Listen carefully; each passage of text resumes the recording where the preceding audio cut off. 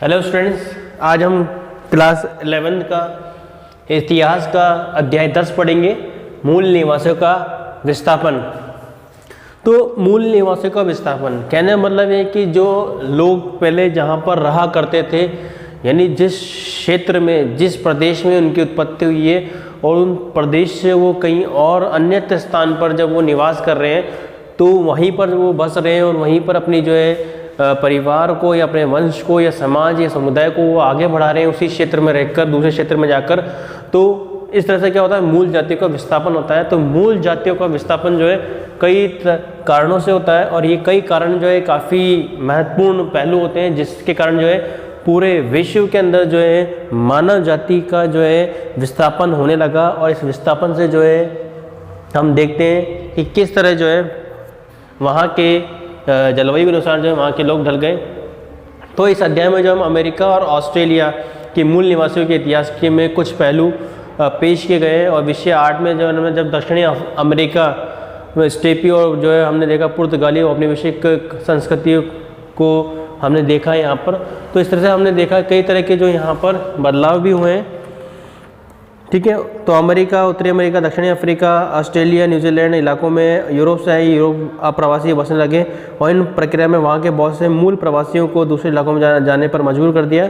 और यूरोपीय लोगों ने ऐसी बस्तियों को कॉलोनी या उपनिवेश कहा गया। ठीक है, कॉलोनी या फिर उपनिवेश। तो कहने का मतलब है कि यूरोप के लोग, ठीक है, यूरोप के लोग ने जहाँ पर वो गए उस देश को उपनिवेश, इसको हम क्या कह सकते हैं, कॉलोनी भी कह सकते हैं।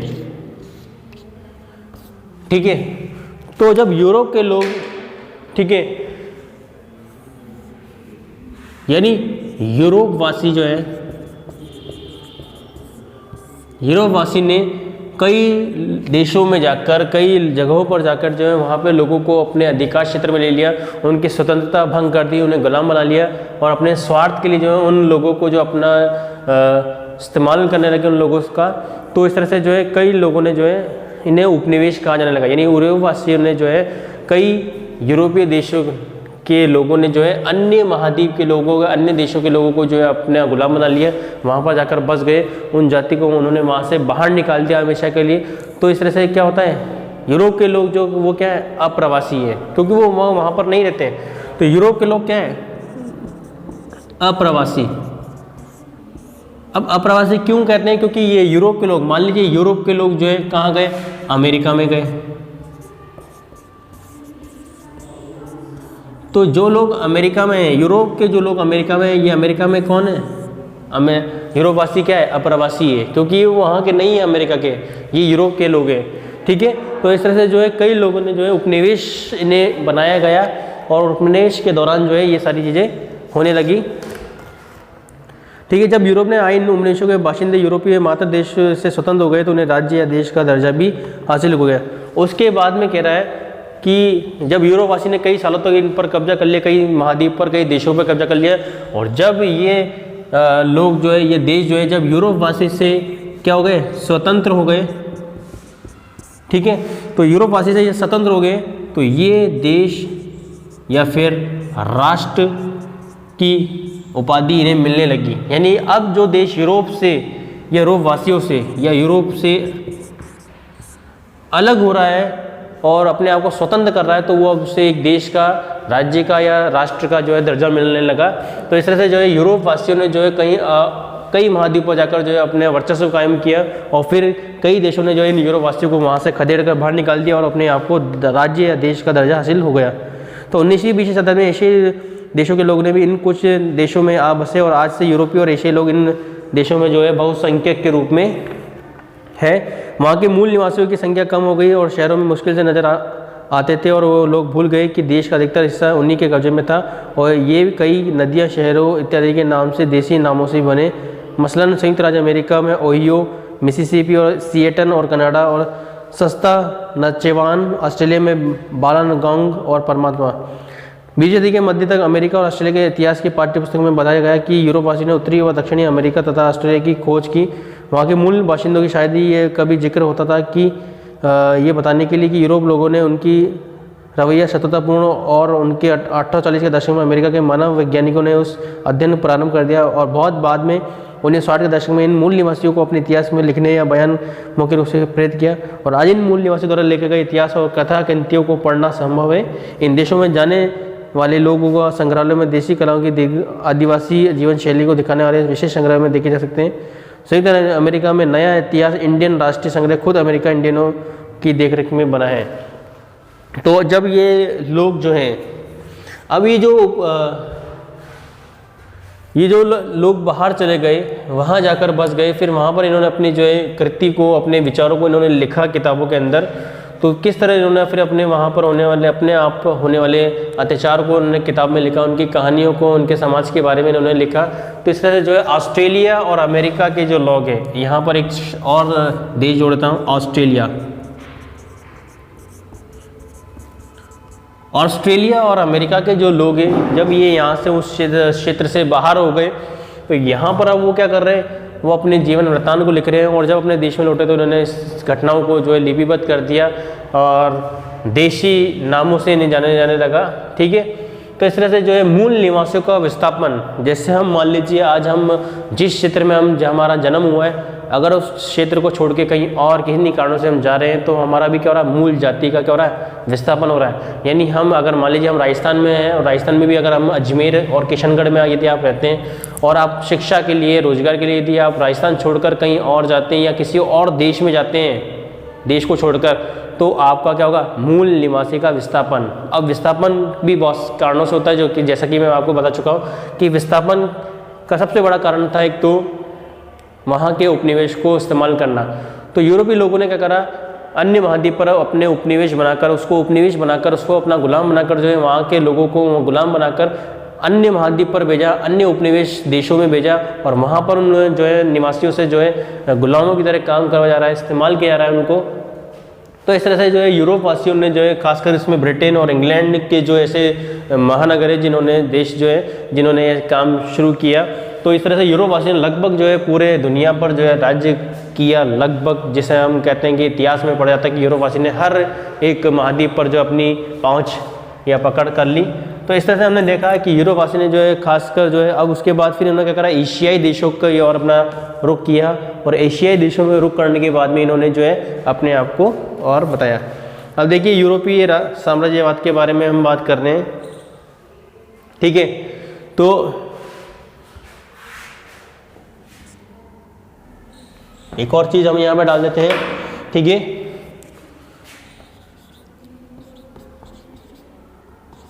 यूरोपीय साम्राज्यवाद। ठीक है, यूरोपीय साम्राज्यवाद के बारे में हम बात कर रहे हैं कि किस तरह जो यूरोप के लोगों ने इस पर अपना विचार दिया है। स्पेन और पुर्तगाल अमेरिकी साम्राज्य का 17वीं सदी के बाद विस्तार नहीं हुआ, और तब फ्रांस और हॉलैंड, इंग्लैंड के दूसरे देशों में अपनी व्यापारिक गतिविधि का विस्तार करना, और अमेरिका और अफ्रीका, एशिया में अपने उपनिवेश बनाना शुरू कर दिया। ठीक है, यानी कहने का मतलब ये कि स्पेन और पुर्तगाल के बाद में आप कह रहे हैं कि धीरे धीरे जो है, अगर हम देखें तो यूरोप ने, इंग्लैंड और ब्रिटेन ने जो है अमेरिका, ऑस्ट्रेलिया और उसके अलावा अफ्रीका के देशों को जो उपनिवेश बनाना शुरू कर दिया। और आयरलैंड में भी जो है कमोवेश इंग्लैंड का उपनिवेश ही था, क्योंकि वहाँ बसे हुए ज़्यादातर जो भूस्वामी हैं वो अंग्रेज ही थे। ठीक है, आयरलैंड। तो उसके बाद हम देखते हैं 18वीं सदी में जब बहुत साफ दिखने लगा कि जब यूरोपवासी जब अन्य महाद्वीप के लोगों को या देश के लोगों को जो है अपना उपनिवेश बना रहे, तो उपनिवेश बनाने के दौरान उनका सबसे बड़ा उद्देश्य था संसाधनों की प्राप्ति।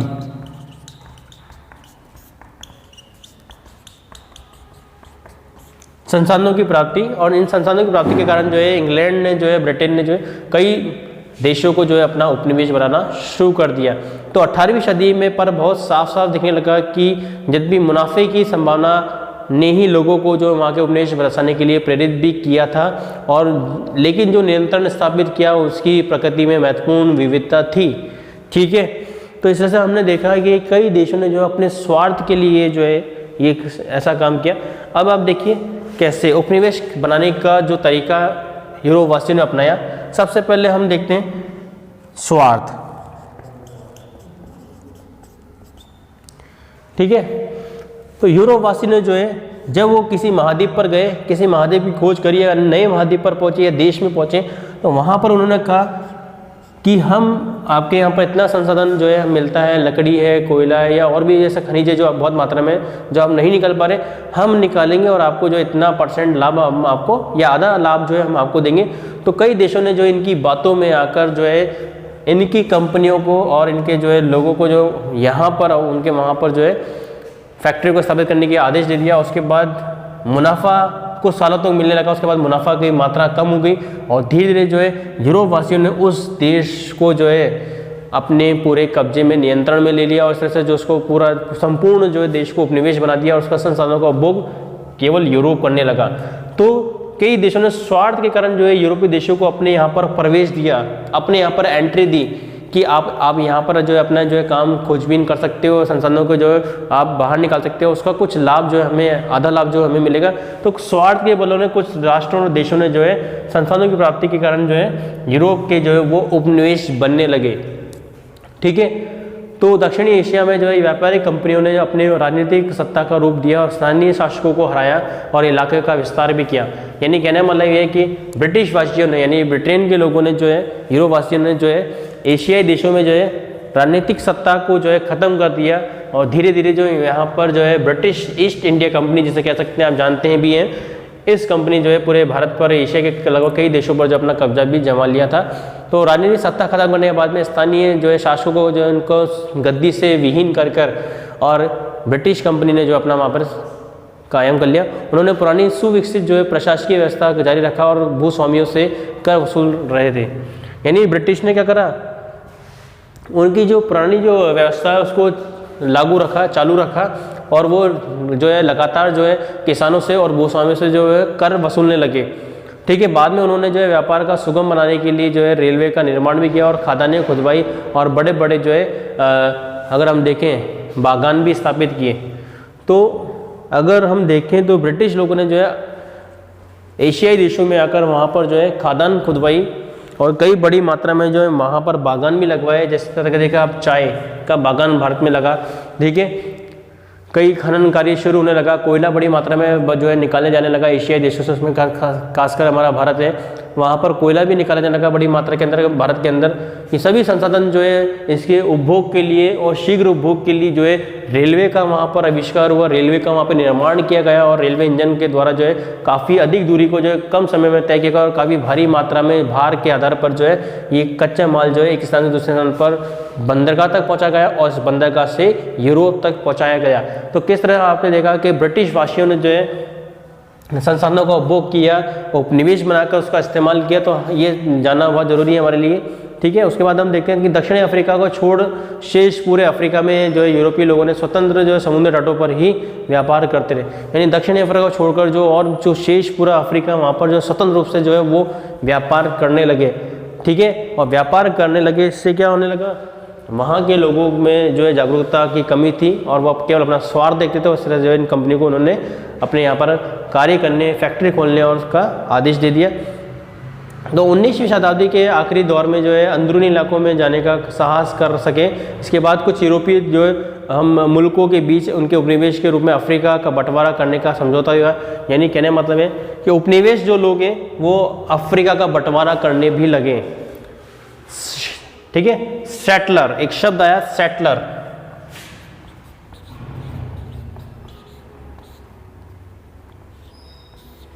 सेटलर, अब सेटलर क्या होता है देखिए आप, सेटलर शब्द जो है दक्षिणी अफ्रीका के डच के लिए है। जो दक्षिणी अफ्रीका में जो लोग रह रहे हैं डच लोग, उनके लिए सेटलर, और आयरलैंड और न्यूजीलैंड और ऑस्ट्रेलिया में जो है ब्रिटिश के लिए और अमेरिका में यूरोप के लोगों के लिए इस्तेमाल होता था। यानी जो सेटलर जो शब्द है, सेटलर व्यवस्थित होने वाला, ये शब्द जो है बाहर से आए लोगों के लिए इस्तेमाल किया जाने लगा सेटलर। तो अफ्रीका में जो डच लोग रह रहे हैं, यूरोपीय लोग रह रहे हैं, ठीक है, उसके अलावा न्यूजीलैंड और ऑस्ट्रेलिया के लोग रह रहे हैं, उनके लिए जो है अमेरिका के जो लोग रहे हैं वहाँ पर निवास कर रहे हैं, ठीक है, यूरोपीय लोगों को जो है सेटलर का शब्द का इस्तेमाल किया जाने लगा। तो काफ़ी इंपॉर्टेंट है, सेटलर शब्द काफ़ी महत्वपूर्ण है। ठीक है, सेटलर का इस्तेमाल किया जाने लगा, तो ये महत्वपूर्ण हो जाता है हमारे लिए यहाँ पर। ठीक है, तो हम देखते हैं कि इन उपनिवेशों की जो है राजभाषा अंग्रेजी थी, और कनाडा को छोड़कर जहाँ पर फ्रांसीसी भी एक राजभाषा है, ठीक है। तो इस तरह से हमने देखा कि किस तरह जो है नई दुनिया के देशों को यूरोपवासी के द्वारा दिए गए नाम, तो अलग अलग नाम था, अफ्रीका था, कनाडा, ऑस्ट्रेलिया, न्यूजीलैंड, ठीक है। तो इस तरह से सेटलर जो शब्द जो है यूरोपवासी के लिए भी किया जाने लगा, जहाँ पर वो अलग अलग महाद्वीप पर अलग अलग जो है देशों में जाकर निवास कर रहे हैं और वहाँ पर अपना औपनिवेशिक सत्ता को कायम कर रहे हैं। तो इस तरह से हमने देखा है कि किस तरह यूरोपवासियों ने जो है कई महाद्वीपों पर जाकर जो है अपना जो है वर्चस्व कायम किया, उसको उपनिवेश बनाया, वहाँ के संसाधनों का उपभोग किया, और किस तरह जो है वो वहाँ पर जो है अपनी राजनीतिक सत्ता का कायम कर रहे हैं, वहाँ की राजनीतिक सत्ता को उन्होंने ख़त्म कर दिया, स्थानीय शासकों का उन्होंने अंत कर दिया, और इस तरह से उनकी जो है राजनीतिक स्वतंत्रता जो है छीन ली गई। और ब्रिटिश लोगों ने इस तरह से पूरे देश पर, या हम कह सकते हैं कि जहाँ पर भी उन्होंने उसको, जिस देश को, महाद्वीप को उन्होंने उपनिवेश बनाया, उनको उन्होंने उनकी जो है संपूर्ण संसाधनों का उपभोग करके उसका शोषण करना जारी रखा, ठीक है। पर जिस देश समय जैसे जैसे बढ़ने लगा, राष्ट्रवाद की भावना पैदा होने लगी, और धीरे धीरे राष्ट्रवाद की भावना ने जो है कई देशों को जो है इस राष्ट्रवाद की भावना ने जो है इन यूरोपीय शक्तियों से, इन ब्रिटिश सरकार से, इस ईस्ट इंडिया कंपनी से जो है छुटकारा दिला दिया। तो किस तरह से देखिए, जब जैसे जैसे लोग आगे बढ़ते हैं, उनकी विचारधारा आगे बढ़ती है, और राष्ट्रवाद की भावना ने जो है इस उपनिवेशवाद को धीरे धीरे खत्म कर दिया, ठीक है। तो 18वीं और 19वीं शताब्दी के आसपास जो है ये उपनिवेशवाद अपने चरम पर था, और उसके बाद धीरे धीरे जो है ये उपनिवेशवाद खत्म होने लगा, और खत्म होने के साथ साथ जो है अब जो है हर एक छोटा देश जो है अपने आप को स्वतंत्र घोषित कर रहा है, एक राष्ट्र के रूप में घोषित कर रहा है, और वो किसी भी देश का उपनिवेश नहीं है, वो स्वतंत्र है अपने व्यापार और व्यापारिक गतिविधियों के लिए, प्रशासनिक कार्यों के लिए स्वतंत्र है। तो इस तरह से हम इस चैप्टर को जब आगे बढ़ाएंगे नेक्स्ट वीडियो, तो हम आगे के और भी टॉपिक जो है आपसे हम डिस्कस करेंगे, चर्चा करेंगे, ताकि इसका आप अध्ययन कर सकें। तो आज की इस वीडियो में इतना ही काफ़ी है, मिलते हैं फिर नेक्स्ट वीडियो में, और इसके बाद हम आगे और चलते हैं, इस टॉपिक को आगे बढ़ाते हैं, और ये हमारे सिलेबस का आखिरी अध्याय भी है, ठीक है। इसके बाद हमारा सिलेबस कंप्लीट भी हो जाएगा इस इतिहास का, ठीक है। तो आज की इस वीडियो में इतना काफ़ी है। थैंक यू, धन्यवाद।